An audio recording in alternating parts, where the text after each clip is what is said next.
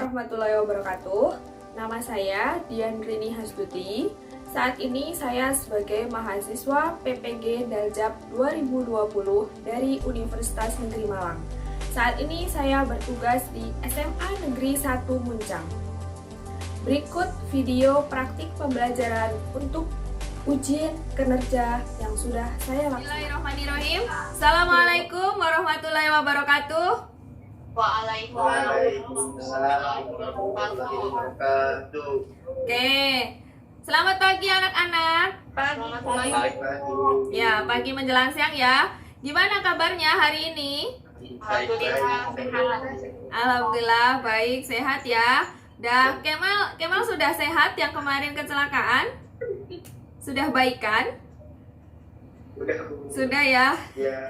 Alhamdulillah. Oke, sebelum pembelajaran dimulai, mari kita berdoa dulu. Ibu minta untuk memimpin doa lebih dulu dipimpin oleh Unas dulu. Silahkan Unas untuk pembelajaran sebelum dimulai dipimpin doa dulu kita. Baik Bu. Pada semuanya, sebelum kita mulai pelajaran hari ini, alangkah baiknya kita berdoa. Ya, berdoa mulai.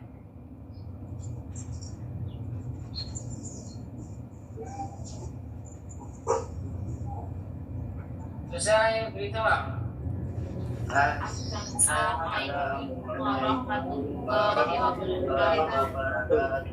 Waalaikumsalam warahmatullahi wabarakatuh. Terima kasih Unas yang sudah memimpin doa di hari ini. Semoga pembelajaran hari ini bisa berjalan dengan baik walaupun secara online ya. Hari ini absensi dulu. Oke, absensi dulu, sudah absensi di Google Form ya. Setiap ini pelajaran sudah ada ya. Oke, di Google Form jangan lupa diisi absensinya. Kemudian untuk penguatan nasionalisme, ini bulan apa? November. Iya. Kalau bulan November itu sering kita sebut dengan bulan pahlawan. Apa alasannya? Karena pada tanggal berapa? Iya. Iya, benar sekali ya. Tanggal 10 November itu adalah Hari Pahlawan.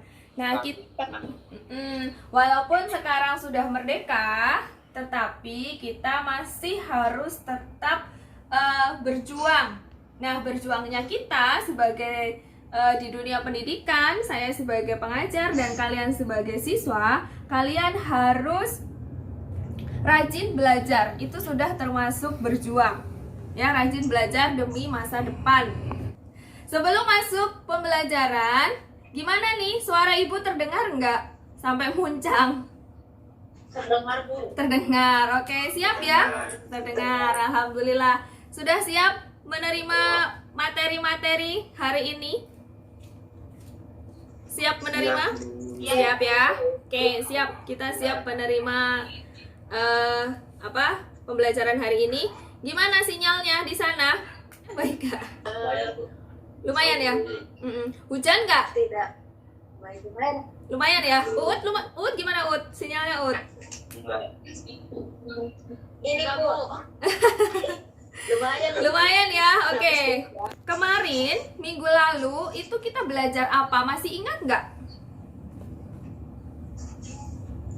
Minggu sebelum ini kan materinya sebelum ketimpangan sosial apa? Sebelumnya Iya, globalisasi. Benar. Sebelum ketimpangan dulu kita belajar globalisasi. Apakah ada hubungan antara globalisasi dengan ketimpangan? Coba. Ada Bu. Ada. Apa Sunar? Kemajuan pendidikan itu Bu. Betul. Kemajuan pendidikan bagaimana? Jadi pendidikannya sekarang lebih maju akibat dari globalisasi dan ketimpangan sosial juga itu Bu. Apa namanya? Kesangkutan akibatnya. Oh iya, benar ya. Iya, yang diungkapkan oleh Sunarti itu real, nyata, ada sekarang ini. Globalisasi, kita belajar globalisasi kemarin bahwa semua pendidikan itu pakai gadget, pakai alat elektronik. Tetapi di sisi lain itu ada juga pendidikan yang masih tertinggal. Nah, disinilah dinamakan ketimpangan sosial. Kita di sini pembelajarannya menggunakan model project based learning. Nah, Ibu akan jelaskan dulu sebentar langkah-langkahnya.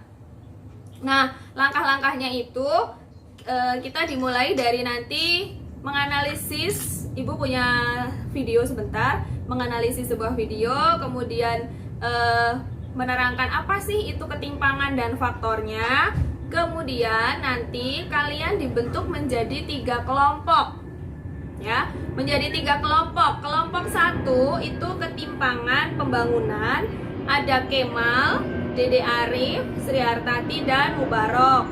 Oke, kemudian untuk yang kelompok 2 itu ketimpangan pendidikan. Kelompok 2 ketimpangan pendidikan itu ada Unas, ada Uut, ada Sunar. Nanti membuat poster, semuanya membuat poster nanti. Kemudian untuk kelompok 3 itu ada Uyung, Lela. Sudah jelas sampai sini? Sudah ya. Oke, kalau sudah Ibu akan share screen tujuannya dulu. Nah, biar kalian tahu belajar ketimpangan itu untuk apa sih? Kenapa kita harus tahu ketimpangan sosial? Sebenarnya ketimpangan itu apa sih? Berguna nggak kita tahu ketimpangan? Nah, kita harus tahu ketimpangan itu untuk apa, kita ketahui ketimpangan itu untuk apa, itu kita harus tahu. Sudah terlihat. Selanjutnya uji dasarnya, kompetensi 4.3 adalah faktor penyebab itu sendiri, kemudian kajian tentang sebagai dari bahan sosial globalisasi. Nah, setelah ini kita berlanjut ke 7 belajar. Nah, di sini kan pembahasan yang sama. Melalui tantangan itu dapat mengidentifikasi faktor apa sih yang menyebabkan tersebut dengan tepat. Kemudian melalui disiplin peserta didik mengantuk bentuk ketimpangan. Kemudian merepresentasi kelompok didik mampukan poster. Nah, akhir project nih kalian itu bisa menguasai dari kolaborasi kritis kreasi, ya. Selanjutnya ada apa? Pilih gambar apa? Gambar apa? Bangunan, Bu. Pembangunan. Ada apa? Anak kecilnya ngapain? Anak kecil berdiri kali. Melihat Anak kecil di tempat itu sedang begitu cepat. Habis itu ada apa kan? Ada ketimpangan itu. itu ada kan ketidakseimbangan bakat yang mencolok. Iya, perbedaan yang antara banyak. Itu Bu, kan itu masyarakat kecil, Ya. pembangunan. Ya, benar sih. Ini terlihat masyarakat kecil, golongan bawah yang melihat bangunan yang sangat cepat. Jadi di sini terjadi ketimpangan sekali di tinggi di sisi lain ya, bahkan map ini ada perumahan rumah. Itu sudah kan seperti biasa. Ibu akan coba ini video dulu. Membaca berita tentang seorang kakek tukang parkir yang pingsan di pinggir jalan karena kelaparan saat corona. Lalu apakah kalian juga pernah melihat para YouTuber yang membeli mainan dengan harga puluhan juta atau mereka yang membeli produk makanan Oreo Supreme? Hal tersebut adalah contoh dari ketimpangan sosial. Ketimpangan sendiri merupakan masalah sosial akibat dari adanya ketidakseimbangan dan stratifikasi sosial yang mencolok di tengah-tengah masyarakat. Pada satu sisi, ada orang yang sangat kesulitan, bahkan untuk sekedar mendapatkan makanan pokok. Tetapi di sisi lain, ada orang kaya yang takdirnya gak keturunan. Mereka tak ragu membeli 3 biji biskuit seharga Rp600.000. Padahal bagi masyarakat kelas bawah, uang tersebut bisa mereka gunakan untuk memenuhi kebutuhan hidupnya selama sebulan. Hal ini menjadi ironi, di mana uang Rp600.000 itu bagi sebagian orang sangat sulit didapatkan. Sementara bagi sebagian yang lain, mereka bisa mendapatkannya dengan mudah. Contoh lainnya dari ketimpangan sosial adalah pemandangan kontras pemukiman di kota-kota besar. Di satu sisi, berdiri gedung-gedung pencakar langit yang berdiri kokoh dan mewah. Di sana air bersih melimpah dan begitu mudah didapatkan. Sementara di sisi yang lain, terdapat pemukiman masyarakat yang kumuh dan padat. Bahkan bisa dikatakan tidak layak huni. Air bersih sangat susah didapatkan, sehingga mereka terpaksa menggunakan air dari sungai yang telah tercemar. Pada tahun 2015, Bank Dunia melaporkan bahwa 74% tanah di Indonesia hanya dimiliki oleh 0,2% masyarakat. Tingginya angka ketimpangan sosial di Indonesia juga dilaporkan oleh Tim Nasional Percepatan Penanggulangan Kemiskinan atau TNP 2K pada tanggal 9 Oktober tahun 2019. Dalam laporannya dinyatakan bahwa 1% orang kaya di Indonesia menguasai 50% aset nasional. Hal ini menunjukkan semakin lebarnya ketimpangan antara si kaya dan si miskin, serta adanya konsentrasi aset nasional pada sebagian kecil kelompok masyarakat Indonesia. Gimana? Terlihat nggak tadi? Terlihat ya. Apa yang dilihat? Coba dianalisis dalam video tadi. Ketidakseimbangan dalam pembangunan itu Bu tidak merata. Iya, benar. Ketidakseimbangan pembangunan yang tidak merata. Apa lagi? Ada lagi? Perbedaan yang sangat tinggi antara masyarakat kelas atas dan masyarakat kelas bawah. Iya, perbedaan yang sangat tinggi antara kelas atas dan kelas bawah. Nah, disitulah perlu kita kaji lebih lanjut di situ. Maka ketimpangan akan selalu ada. Nah, maka kita harus belajar apa sih pentingnya dari ketimpangan itu. Gitu. Disinilah kita belajar ketimpangan sosial itu untuk apa. Nah, kita tahu bahwa di sekeliling kita hidup itu sebenarnya masih banyak sekali ketimpangan. Ketika kita tahu apa itu ketimpangan, kita tahu apa faktornya, hal minimal yang paling bisa kita lakukan, kita bisa mencegah ataupun mengatasinya. Ya kan? Kayak misalnya kita membuka lapangan pekerjaan baru. Tadi sepertinya di video ada ya, membuka lapangan pekerjaan. Nah, makanya kita penting sekali untuk belajar apa sih ketimpangan, apa faktornya. Karena apa? Karena untuk menganalisis kehidupan kita sehari-hari sendiri, begitu. Jelas ya tadi ya, dalam video itu ternyata ada berbagai macam jenis ketimpangan.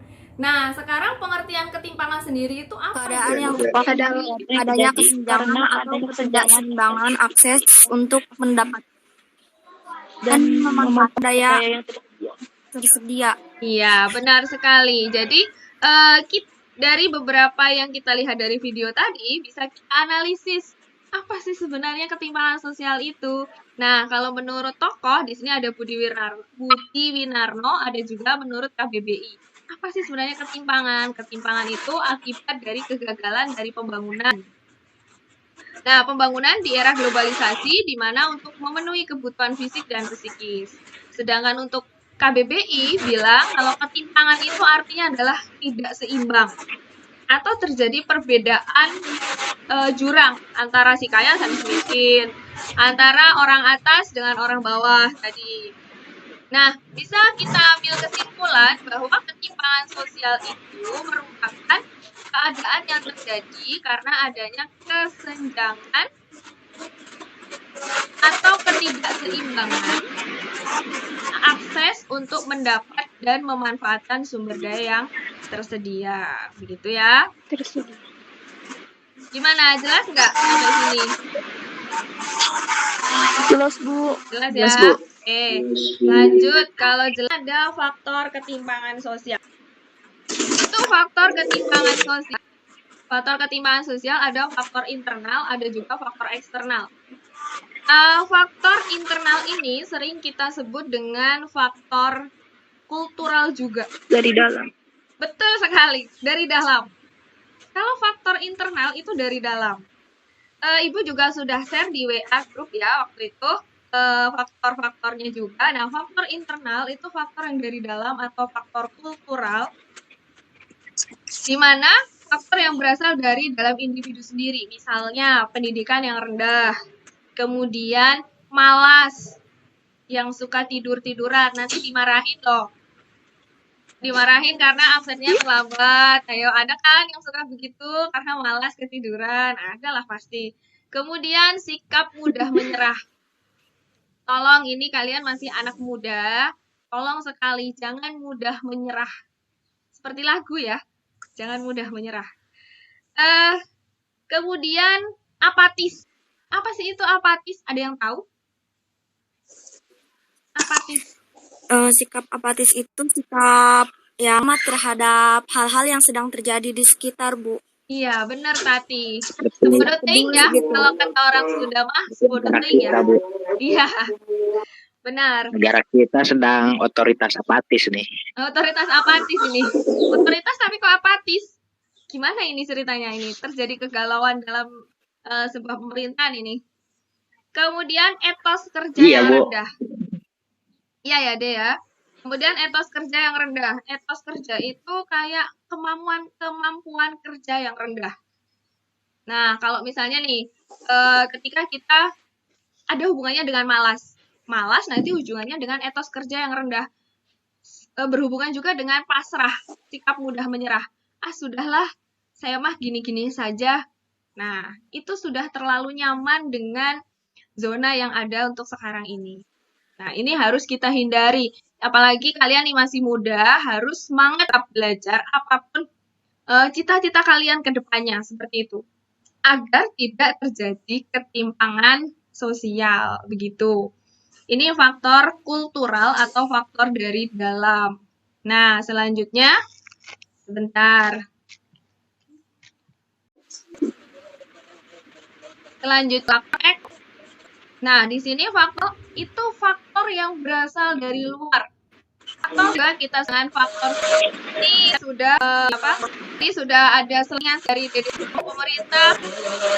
Itu termasuk faktor dari dan individu dan masyarakat eksternal bukan sistem yang menghambat globalisasi yang menyebabkan ketimpangan. Contohnya, birokrasi atau pemerintah yang membatasi orang sering ini pemerintah. Kemudian contoh faktor pertumbuhan penduduk itu adalah faktor contohnya tingkat penduduk Indonesia itu sangat tinggi. Jumlahnya terutama Pulau Jawa dan di luar Jawa. Kan terjadi ketimpangan antara di luar Jawa yang bisa kan? Contohnya seperti Pulau itu terus setiap tahunnya itu terus meninggi. Papua itu lama. Betul. Benar, mau cara demografi bisa ketimpangan. Contoh lain yang diungkapkan tadi benar sekali. Tapi Jadi, wajar, Bu. Apa? Wajarnya ada di Jawa. Tapi, Yang datang dari di pulau. Terus pulau selain itu jadi apa ya pembangunan ya?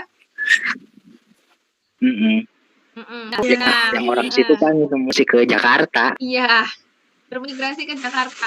Ada pemerintah mengada solusi loh. Pemerintah sudah mengada solusi agar jumlah selain jumlah penduduk nantinya apa itu pemerataan penduduk yang sudah dilakukan pemerintah? Apa? Adakan transmigrasi. Iya, luar biasa. Transmigrasi. Transmigrasi pemerintah yang masuk di ketim penduduk.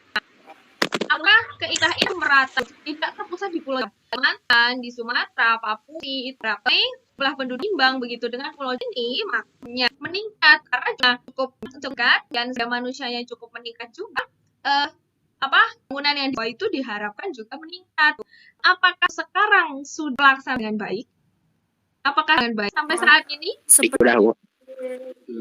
Sekarang belum maksimal ya. Iya. Kenyataannya baru belum balik.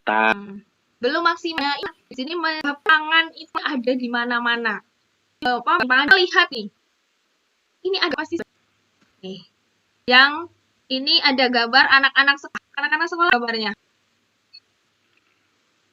Yang satunya yang satu belajar Ibu, yang satu belum maju. Iya, yang satu belum maju ya. Di kali satunya sudah canggih, sudah pakai laptop, yang satu belum. Bahkan masih di hidungnya ya malah. Nah, ini benar ada di Indonesia.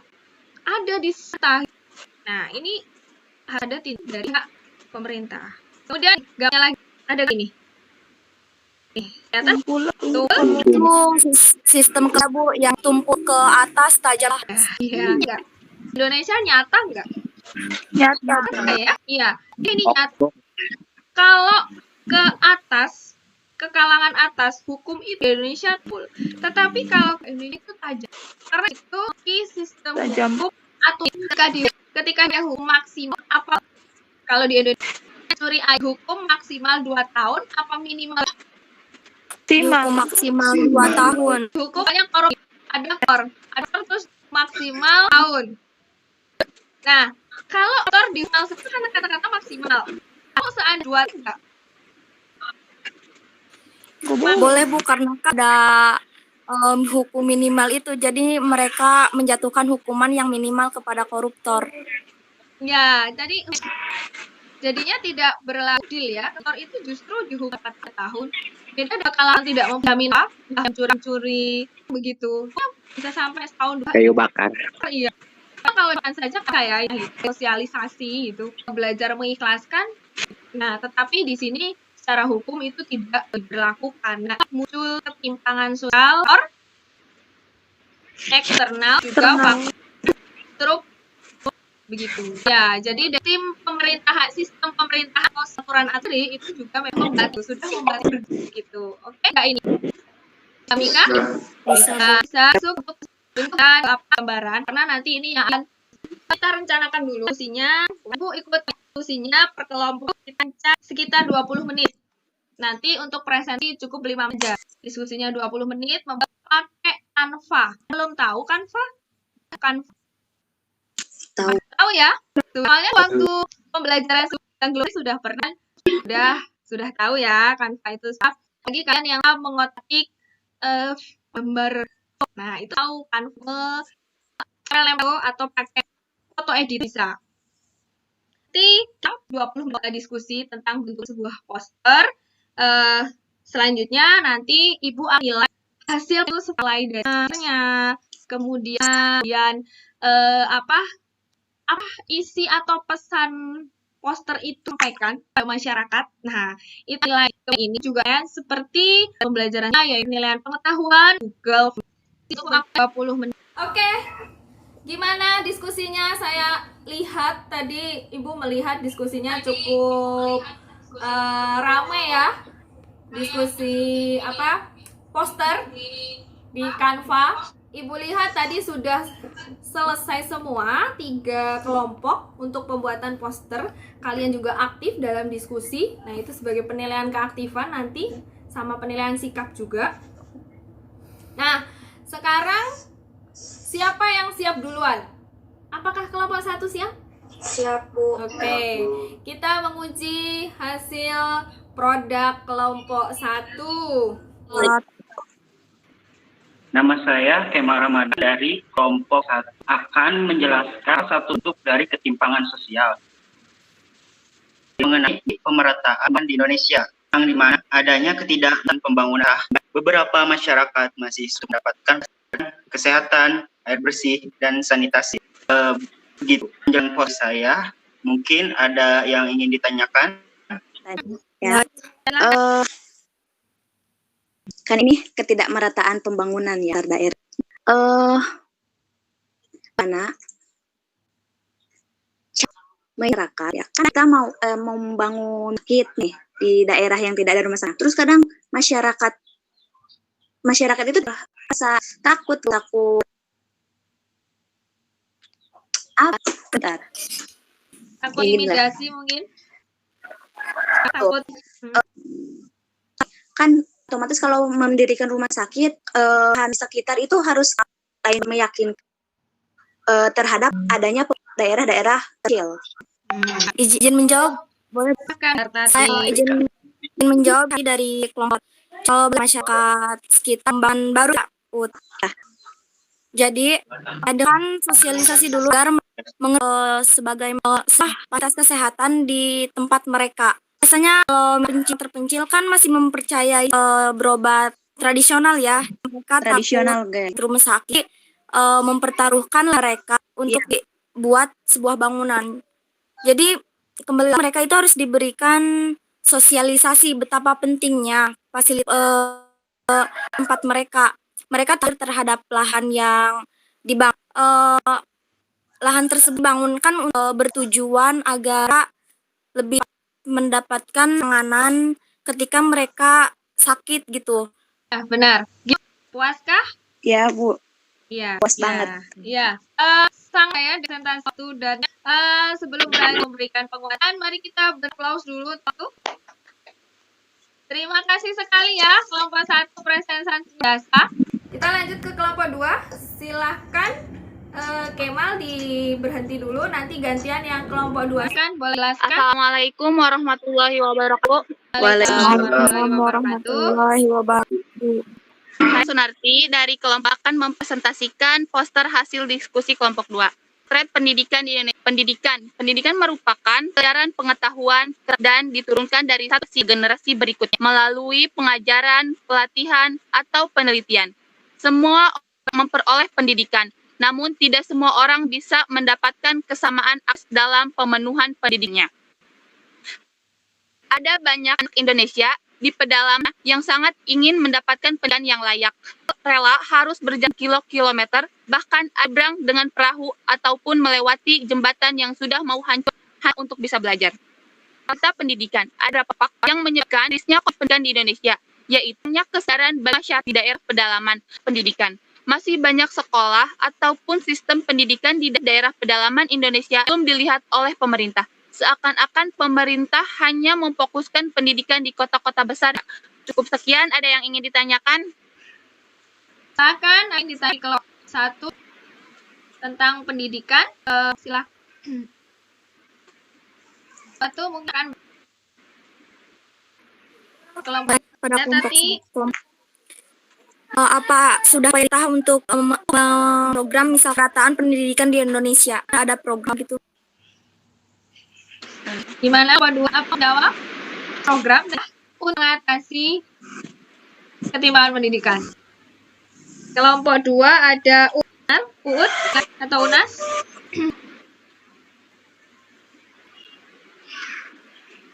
Izin menjawab. Salah satu itu masyarakat sudah diharuskan untuk mendapatkan pendidikan minimal 2 tahun. Kedengeran kok? Kedengeran. Ya, kedengeran jelas. Menambahkan juga ya, Bu. Iya, Uut, boleh sekali. Itu upayanya ada juga untuk rakyat golongan ekonomi. Ya, KIP ya, sama PIP ya. Oke, gimana? Hartati, pertanyaannya sudah terjawab apa belum? Ya, Bu, sudah. Sudah cukup. Emangnya sudah ikut membantu dengan memunculkan beberapa menggunakan IP, dan di sekolah kita itu ada ya malah yang IP atau KIP dan jam dari kelas 12 juga. Kalau kelas itu besarannya sudah gimana? Oh ya, bagus sekali dari kelas masyarakat ke dalam pendidikan agar tidak terjadi ketimpangan, yaitu dengan memang sosialisasi ini terasa susah ya. Nah, pakai apa agar lebih menggunakan? Untuk saat ini sudah sangat banyak contoh di masyarakat di kalangan ada yang sukses dengan pendidikan itu. Salah satu yang paling masyarakat realnya nih, udah ada contoh real bahwa orang ini dari pendidik bisa sukses. Contoh yang dilakukan siapa yang nonton Laskar Pelangi? Sudah nonton belum? Sudah, Bu. Sudah. Nah, apakah itu pedalaman sekali ya. Itu berapa jauh pulau masyarakat. Akhirnya anggota Laskar di orang-orang contoh bahkan itu film itu sendiri sosialisasi pendidikan di pedalaman seperti itu. Bisa menggunakan film seperti Laskar Pelangi. Tokoh-tokoh terkenal juga bisa seperti itu. Oke, sangat jelas ya penjelasan dan gambarnya posternya dari tadi kelompok 1, kelompok sudahnya diuji bahasanya itu sangat bagus. Terus untuk kelompok 2 sudah ada, Bu? Sudah. Waalaikumsalam warahmatullahi wabarakatuh. Saya perwakilan dari kelompok 3 tentang ketimpangan kesehatan.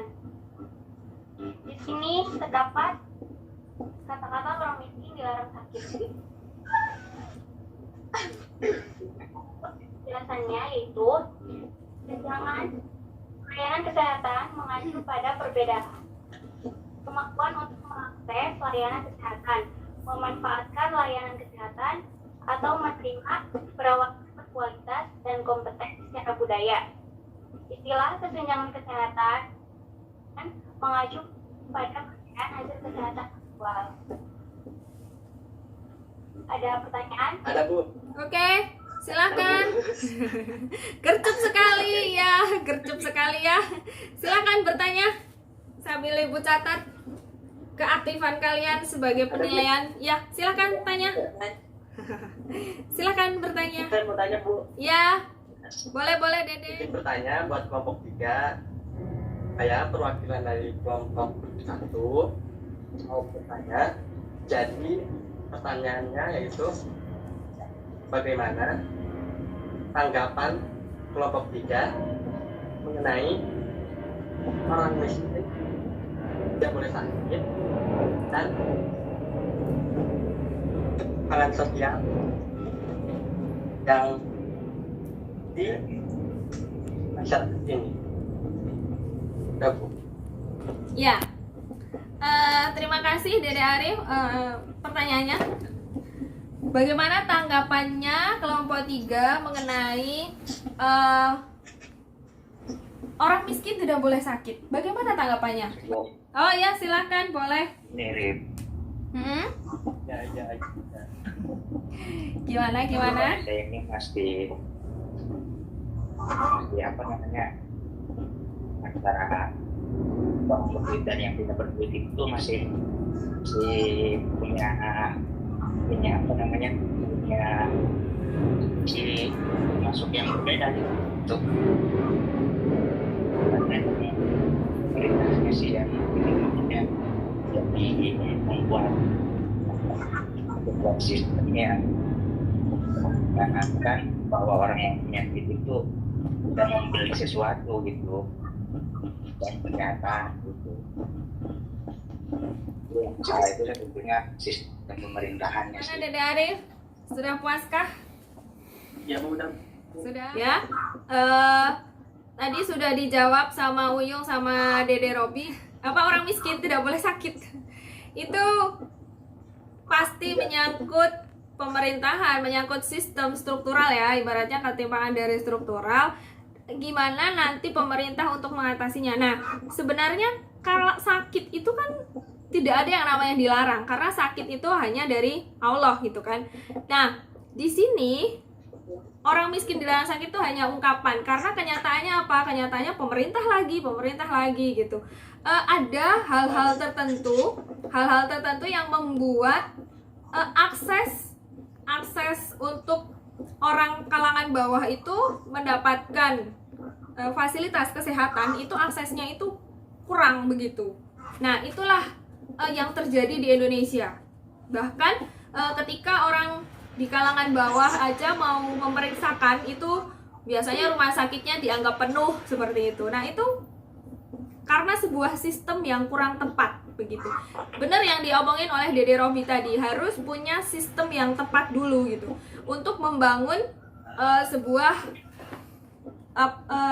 jaringan kesehatan yang bagus. Tidak terjadi ketimpangan, itu sistemnya dulu yang harus diperbaiki. Semuanya, sistem ekonomi juga harus diperbaiki, sistem pemerintahan, sistem pembangunan, pendidikan, semuanya harus diperbaiki lebih dahulu seperti itu. Gimana Dede Arif? Jelas ya? Ya, Bu. Jelas. Oke. Terima kasih sekali kelompok 3. Luar biasa. Kelompok 1, 2, 3 tampilan posternya sudah sangat bagus, sudah pandai menggunakan Canva, jago semuanya. Sudah Ibu catat sebagai penilaian, sudah diuji hasilnya. Kemudian sebelum ditutup, Ibu mengingatkan untuk ini dulu, sebelumnya kesimpulan dulu. sebenarnya pembelajaran hari ini itu dapat disimpulkan apa sih kesimpulan pembelajaran hari ini? Bentuk-bentuk ketimpangan sosial, Bu. Ya, bentuk-bentuk ketimpangan sosial ya, bentuk-bentuk ketimpangan sosial. Ada lagi? Siapa lagi? Apa sih sebenarnya kesimpulannya itu? Ada, Bu. Ya, silakan Dede Arif. Jadi buat masalah kesimpulan ketimpangan sosial yang tidak meratanya pembangunan ataupun sosialnya, pokoknya harus merata, tidak membeda-bedakan. Nah, jadi dapat kita ambil kesimpulan bahwa ketimpangan yang ada itu kita tidak janganlah membeda-bedakan ya. Oke. Terima kasih sekali pembelajaran hari ini yang sangat luar biasa. Sebagai refleksi, bagaimana pembelajaran hari ini? Sekali. Iya, menyenangkan sekali. Oke, hore. Oke, pembelajaran yang sangat menyenangkan, tidak membosankan ya. Oke. Sebelum ditutup dengan doa, Ibu berpesan jangan lupa untuk penilaian di Google Form. Ibu ambil pengetahuan seperti nilai pengetahuan seperti biasanya. Ibu ambil di Google Form ya. Kalian kerjakan, Ibu batasin sampai nanti sore pukul 5 masih. Kemudian untuk materi selanjutnya setelah bentuk-bentuk ketimpangan, materi selanjutnya minggu depan sebelum PAS itu ada dampak dari ketimpangan dan upayanya. Itu gimana? Sudah cukup jelas ya? Jelas. Oke, cukup jelas. Terima kasih sekali untuk hari ini. Kalian tetap jaga diri, tetap semangat walaupun pandemi belum berakhir. Jaga kesehatan 3M, memakai masker, menjaga jarak, dan mencuci tangan. Silahkan ditutup. Untuk berdoanya ditutup oleh Dede Arif. Dede Arif bisa sinyalnya bagus untuk menutup doa? Bisa? Bisa, Bu. Bisa. Oke, sip. Silakan ditutup dulu dengan doa Dede Arif untuk pembelajaran hari ini. Untuk pembelajaran hari ini, mari kita tutup dengan bacaan hamdalah. Alhamdulillahirobbilalamin. Terima kasih sekali untuk semuanya. Dari Ibu cukup sekian. Mohon maaf jika banyak kata. Sekian pembelajaran hari ini ya. Sampai ketemu minggu depan. Assalamualaikum warahmatullahi wabarakatuh. Waalaikumsalam warahmatullahi wabarakatuh. Demikian video praktik pembelajaran yang sudah saya laksanakan sebagai uji kinerja PPG Daljab 2020. Sekian dan terima kasih. Wassalamualaikum warahmatullahi wabarakatuh.